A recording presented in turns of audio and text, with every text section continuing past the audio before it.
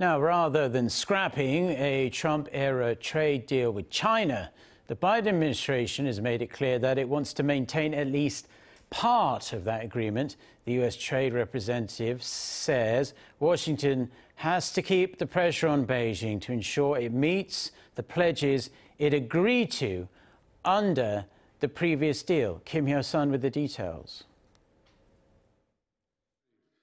The Biden administration has been making clean breaks with the policies of the former administration in many areas, but not when it comes to trade with China.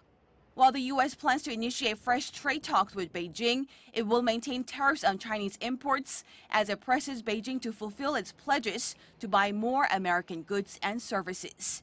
President Biden's China trade policies were revealed for the first time Monday during a speech by U.S. Trade Representative Katherine Tai at the Center for Strategic and International Studies.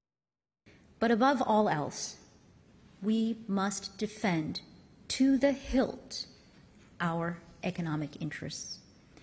And that means taking all steps necessary to protect ourselves against the waves of damage inflicted over the years through unfair competition.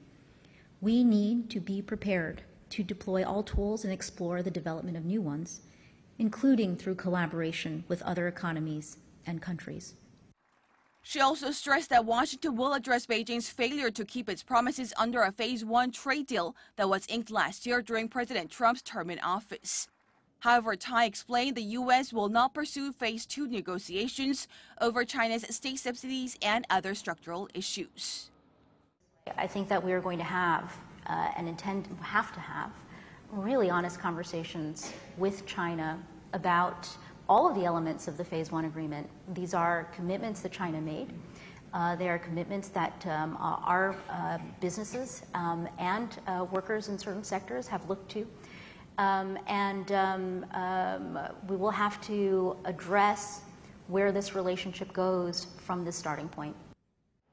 The Biden administration has spent months reviewing its China trade policy, including the tariffs levied by the former Trump administration on some $370 billion worth of Chinese imports.